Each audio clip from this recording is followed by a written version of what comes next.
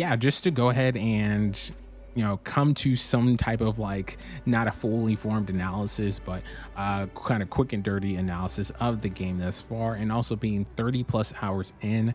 I think for a game of this size and caliber, especially being RPG, I think 30 hours is a really good cutoff point to like be able to point and reflect. And for me, there are some really good aspects of the game when you think about all that you can do in the game, whether it be our skills and the plethora of skills that you have access to, and the benefits from these skills. Even the fact that I'm ranking up my pistol skill, and my pistols do a massive amount of extra damage, including crit damage. The fact that like we have booster pack skills, where it's like really nice to be able to get those abilities back and not have to use up my O2 from sprinting to get from place to place because there isn't a mount system, but I can use my boost pack. Even simple things like weightlifting, which was something that like is just super valuable early on in the game. Being able to have something where like I can carry more things. Again, I come from a background of playing a lot of looter shooters, and knowing that I just want to pick up everything, even if it's not something I would personally use, if it's something I could sell later, I just want to pick up everything, right? And this gives you more ability to do that. Granted, you can still like move around while encumbered, but it does impact your O2 and CO2 intake rather. So there's all these different things that we can really do with that aspect of the game. Beyond that, the star map, the infamous star map, of where you're able to see planets on planets on planets. There's so many different opportunities beyond the different solar systems, whether it be under the Free Star Collective, whether it be under the Crimson Fleet, the United Colonies. There's all these different systems where you have the ability. We can go back. You have the ability to literally explore the stars. There's just really not a way for you to get bored. All these planets that you're seeing light up, the ones in white, are the ones that are explorable or within our current flight pathway for the capabilities of our ship.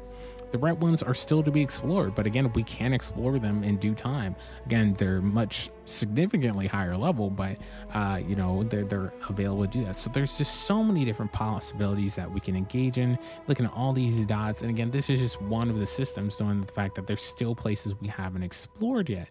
And all this to me just I was going to say breeds, but I guess that's an appropriate term, but it just like births so many great opportunities for some really solid storylines. Speaking of storylines, for the missions thus far, and again, we've completed a sizable number of missions, as you can kind of see. Each mission just has so many great details to it. Even the intro mission has, what is this, like 10 plus steps that you have to do, and each step is meaningful. I don't ever feel, and I have not felt thus far, that any mission that I've done, whether it's been like a main mission for the Constellation crew or it's been a side mission, I don't feel like any of it has ever been wasted time. I feel like something's teaching me something about the game, how to locate something, how to use a new skill, how to do something a little bit more efficiently than I have been doing it.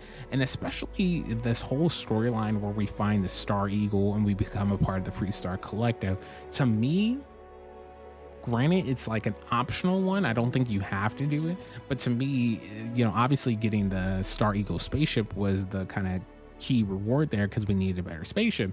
But it was just such a, oh my god, it was just so vibrant. It was such depth to the story about all the like aspects of like Free Star Collective are people who uplift generosity, kindness of heart, and honor, but also like they take out bad guys. They do what they need to do to protect the greater good, the greater amount of people. But then also seeing, like, again, without spoiling it, there are a lot of twists and turns about like people who say they are upholding these values, but potentially they don't uphold those values and don't have integrity.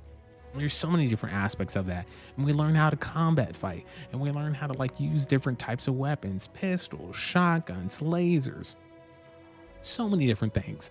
Not to mention that we have the ability to also pick up things from the mission board. So the fact that we can pick up quick cash by delivering shipments, or doing assassin style contracts.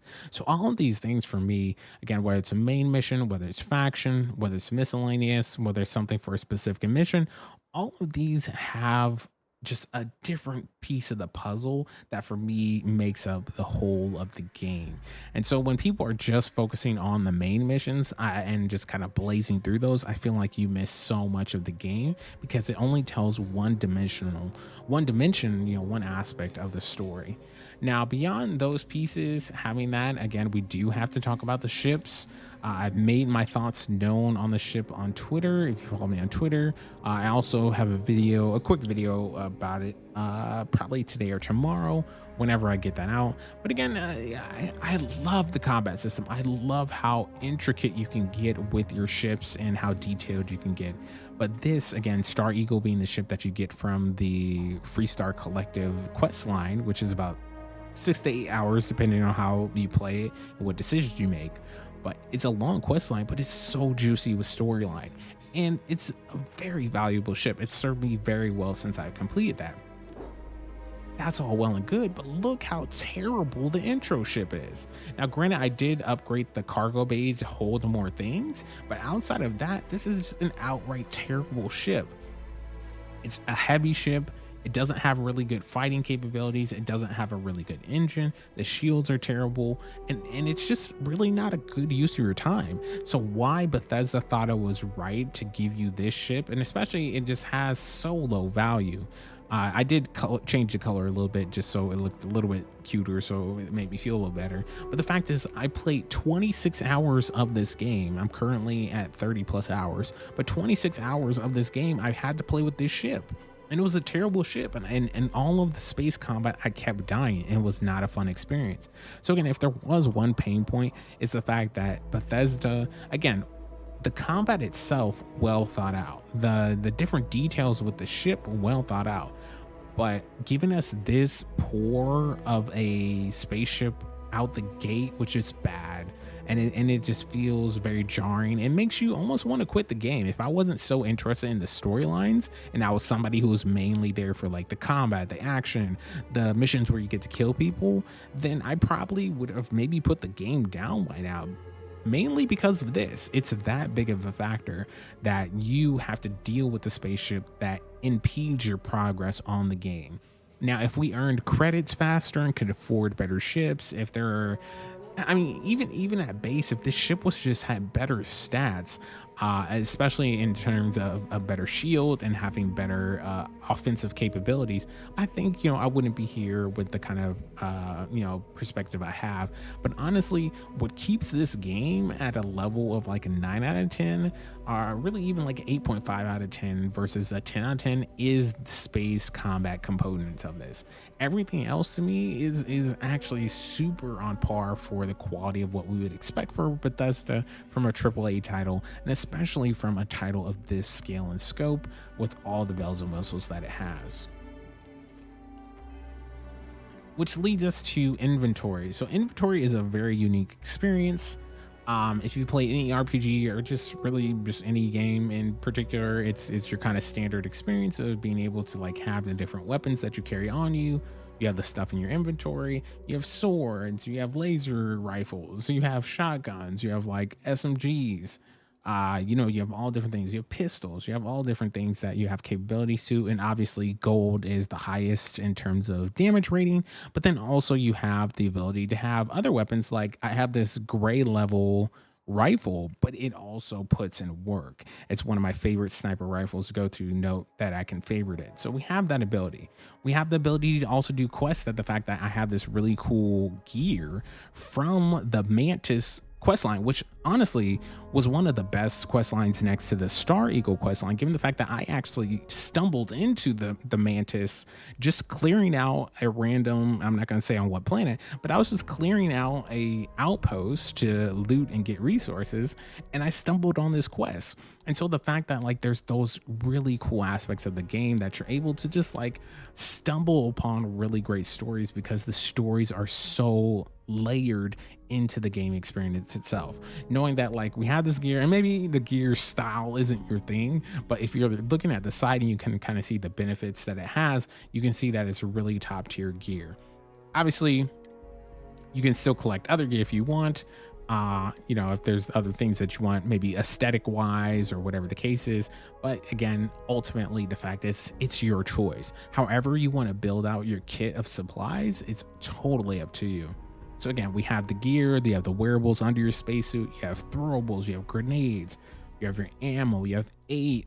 Honestly, aid is probably one of my favorite aspects of the inventory, given the fact that I keep bumping my energy drink. But it's probably one of my favorite aspects, given the fact that like you have so many weird things, like alien genetic material. It gives you 500 damage resist, right?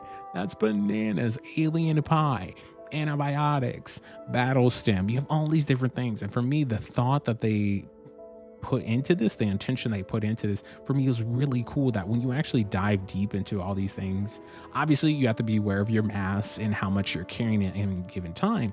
But each of these things, cheese, you know, restores 3 health. You know, you can have distilled water, you have beer, you have all these different things that are really specific, so you do have to be careful, but also really cool. Like even something like this, the immobilizer helps heal broken limbs and bones. So if you have a broken limb and bone in the field, this is the only thing that's going to cure it. But also it's really cool that you have something that specifically cures a thing, versus other games where it's just like, you know, they'll say like generally antibiotics and then it cures everything. This forces you in a good way to actually be more intentional about what materials you're keeping and the ones that you'll need to make sure are in your storage for when you do get hurt, because again, you are going to get hurt in the game. But some of the naming conventions, just some of the things, and even details of like, look at this synthetic meat, you know, the realism that they put into it, for me is a really cool opportunity. So all these pieces on top of you just being able to craft your character in the way that you want, for me, quick and dirty thoughts, these are what I think are what make the game what it is. The fact that if you want to speed run, I can't stop you if that's the way you want to play the game, but you are ruining your own experience in this game that has so much to offer, not only to you as a player, but potentially for your streamer, to people who are in your chat, as well as just generally like you being able to like really drive the direction of where you go. Your choices matter. Like you don't just get to like go anywhere, right? Just to go back to this really quickly and then we'll finish. I can't remember which mission it was, but the mission where we had to confront Ron Hope from Hope. I was about to say Hotep, but Ron Hope from Hope Tech, which is kind of this storyline's corrupt Elon Musk version of a tech genius, right? When we confront him, right, there's 3 different routes you can go. I'm not going to spoil it for folks who are interested, but there's 3 different routes you can go. And for you to like have choices that impacted, I played all the 3 routes and they had drastically different outcomes. And for me, that's like, I don't know, that's the beauty of the game where your choices matter. You don't just get to lackadaisically just click on something and keep moving. What you do matters in the game. And I think that's one of the core pieces of a solid RPG is like, if I'm saying I want to build up my character, in this case, Luna, who is level 22 combat medic, and I really want to lean into Luna being a combat medic, and I want to lean into that story line. Luna has like an empath background, has a neon street back, you know, like has all these different things. I can do that without fear of just getting into the monotony of like just pick a choice and then nothing matters. Everything matters, and whether it be your inventory, the skills that you choose to level up first, where you go in the star system, or even downright to the ships that you choose to keep on deck, it all matters. It all has an impact to your gameplay, in terms of how you're able to approach the world in this universe. And to me, those are some of the key pieces that make this game not only what it is, especially for it to be early access. Again, we're not even talking about any potential expansions. We're not even talking about any additional aspects of, you know, like what they can, like, you know, there are some visual glitches here and there, but they're not super major. The fact that there's so much still to build forth in this game, it for me just shows that there was a lot of thought, a lot of intention, a lot of love poured into this game. And I think if you're interested in this type of game, if you're interested in really playing a character and really getting into the mind of a character that you create in your own unique way, this is the game for you. If you're interested in space, this is the game for you. If you're interested in, just being able to like think differently about how a story can be told, this is the game for you. So that's my quick and dirty review, and yeah, I'm excited about this game.